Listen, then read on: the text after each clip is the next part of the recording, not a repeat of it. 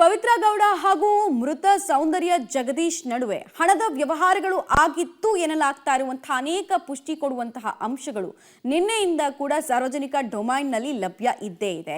ಕೋಟಿ ವ್ಯವಹಾರ ಈ ಇಬ್ಬರ ಮಧ್ಯೆ ಆಗಿತ್ತು. ದರ್ಶನ್ ಹಾಗೂ ಸೌಂದರ್ಯ ಜಗದೀಶ್ ಜೊತೆಗೆ ಪವಿತ್ರ ಗೌಡ ಮಧ್ಯೆ ಹಣಕಾಸಿನ ವ್ಯವಹಾರಕ್ಕೆ ಸಂಬಂಧಪಟ್ಟಂತೆ ಕೇಳಿಬರ್ತಾ ಇರುವಂತಹ ಆರೋಪಕ್ಕೆ ಸಂಬಂಧಪಟ್ಟಂತಹ ಡೀಟೇಲ್ಸ್ ಇದು.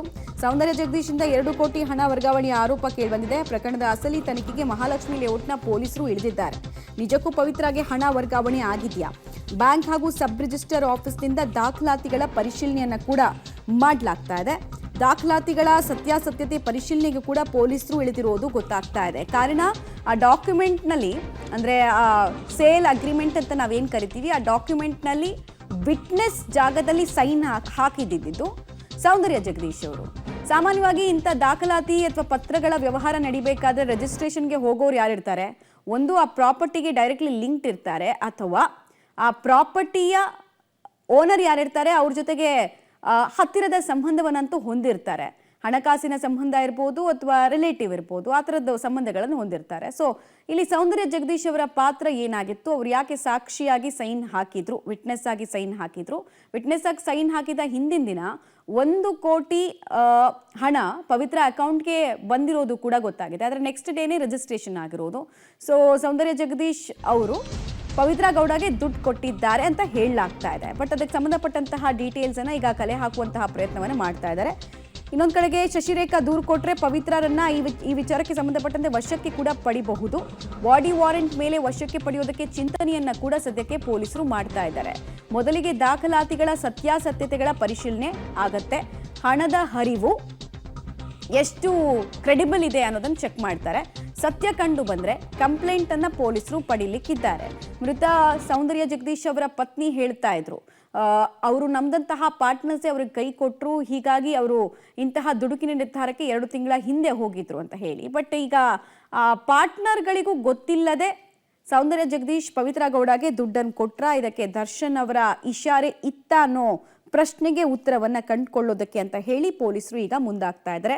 ಸೊ ಯಾವಾಗ್ಲಿಂದ ಯಾವಾಗ ಈ 2 ಅಕೌಂಟ್ಗಳ ನಡುವೆ ಟ್ರಾನ್ಸಾಕ್ಷನ್ಗಳಾಗಿದೆ, ಯಾವ ಕಾರಣಕ್ಕಾಗಿದೆ, ಈ ಹಣದ ಮೂಲದ ಬಗ್ಗೆ ಪವಿತ್ರ ಗೌಡ ಅಥವಾ ಸೌಂದರ್ಯ ಜಗದೀಶ್ ಯಾಕೆಲ್ಲೂ ಕೂಡ ಹೇಳೋಕೆ ಹೋಗಿರಲಿಲ್ಲ. ಜೊತೆಗೆ ಪವಿತ್ರ ಗೌಡ ಈ ಹಣಕ್ಕೆ ಸಂಬಂಧಪಟ್ಟಂತೆ ಆದಾಯವನ್ನು ಹೇಗೆ ತೋರಿಸ್ತಾರೆ, ಇದೆಲ್ಲವೂ ಕೂಡ ಈಗ ಕುತೂಹಲಕ್ಕೆ ಕಾರಣ ಆಗ್ತಾ ಇದೆ.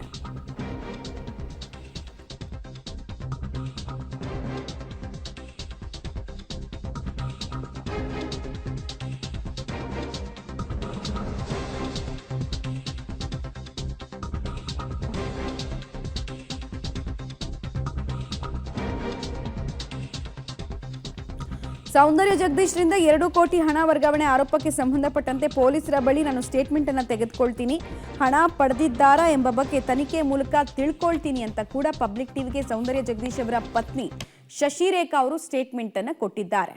ಅದೇ ಪವಿತ್ರ ಗೌಡ ಅವ್ರ ಮನೆ ಖರೀದಿ ಟೈಮಲ್ಲಿ ಜಗದೀಶ್ ಸರ್ ಏನೋ 2 ಕೋಟಿ ಹಣ ಕೊಟ್ಟಿದ್ರು ಅಂತ, ನಿಜಾನ ಏನು ಅಂತ ಮತ್ತೆ ನಿಮ್ಮಿಂದ ಒಂದು ಕ್ಲಾರಿಫಿಕೇಶನ್ ಬೇಕಿತ್ತಲ್ಲ ಮೇಡಮ್? ಏನಂದ್ರೆ ನಾನು ಇವಾಗ ನಿಮ್ಮ ಮೀಡಿಯಾ ಮೂಲಕ ನೋಡಾದ್ಮೇಲೆ ನನಗೂ ಗೊತ್ತಾಗಿದ್ದು, ನಿಮ್ಗೆ ಯಾರೋ ಮೀಡಿಯಾದಲ್ಲಿ ಹಿಂಗೆಲ್ಲ ಬರ್ತಾ ಇದೆ ಅಂತ ಹೇಳಿದ್ರು.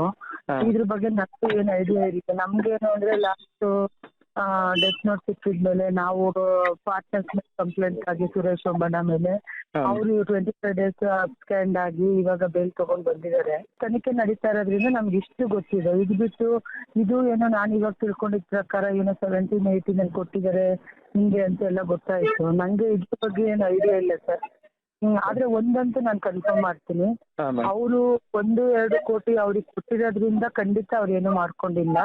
ಇದಾಗಿರೋದ್ರಿಂದ ಪಾರ್ಟ್ನರ್ಸ್ ಪ್ರಾಬ್ಲಮ್ ಇಂದ ಆಗಿರೋದು. ಅದೇ ನೀವು ಲಾಸ್ಟ್ ಟೈಮ್ ಆರೋಪ ಮಾಡಿದ್ರಿ ಅವರು 60 ಕೋಟಿ ನಷ್ಟ ಏನಾಗಿದೆ ಅದ್ರ ಮೇಲೆ. ಹೌದು 2 ಕೋಟಿಗೆಲ್ಲ ತೀರೋಗಷ್ಟು ದೊಡ್ಡ ಮಟ್ಟಕ್ಕೆ ಹೋಗಲ್ಲ. ಆತರ ಏನು ಆಗಿಲ್ಲ ಸರ್. ಆಗಿದ್ರೆ ನಮ್ ಫ್ಯಾಮಿಲಿ ಗೊತ್ತಾಗತ್ತಲ್ವಾ. ಬಟ್ ಈ ಅಮೌಂಟ್ ಕೊಟ್ಟಿರೋದೆಲ್ಲ ನನಗೆ ಗೊತ್ತಿಲ್ಲ. ಇವಾಗ ಗಮನಕ್ಕೆ ಬಂದಿದೆ.